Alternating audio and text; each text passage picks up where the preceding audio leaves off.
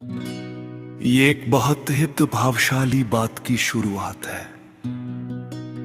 जब विश्वास और प्रार्थना की बात आती है तो बाइबल के ये उदाहरण जीवन में नई आशा भर देते हैं। यहां उस घटना का एक विस्तृत विवरण दिया गया है जिसे आप अपनी बात या बात में जोड़ सकते हैं। रामा और विश्वास की शक्ति। कामतवाड़ा गांव में रहने वाले रामा काफी समय से अपनी बीमारी के कारण निराश थे।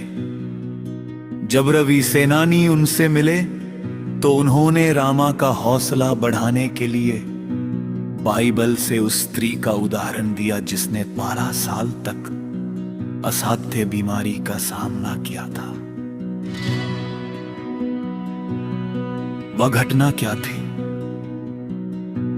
मत्ती और मरकुस के अनुसार वह स्त्री वर्षों से बीमार थी और अपना सब कुछ इलाज में खर्च कर चुकी थी, लेकिन उसे कोई आराम नहीं मिला। उसका अटूट विश्वास। उसने मन में यह ठान लिया था कि यदि मैं केवल उसके यीशु के वस्त्र को छू लूं तो चंगी हो जाऊंगी।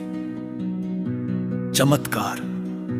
जैसे ही उसने भीड़ में पीछे से आकर यीशु के वस्त्र के पल्लू को छुआ, उसका लहू बहना तुरंत बंद हो गया और वह पूरी तरह स्वस्थ हो गई। यीशु का उत्तर। प्रभु यीशु ने उससे कहा, पुत्री, तेरे विश्वास ने तुझे चंगा किया है। कुशल से जा और अपनी बीमारी से बची रहे। कहानी का संदेश। रवि सेनानी ने रामा को ये समझाया कि जिस तरह उस स्त्री के पास केवल एक ही उम्मीद थी, उसका विश्वास ठीक उसी तरह अगर रामा भी मन में ये दृढ़ निश्चय कर लें तो उनके जीवन में भी शांति और चंगाई आ सकती है। विश्वास वह पुल है जो इंसान की लाचारी को ईश्वर की सामर्थ्य से जोड़ देता है।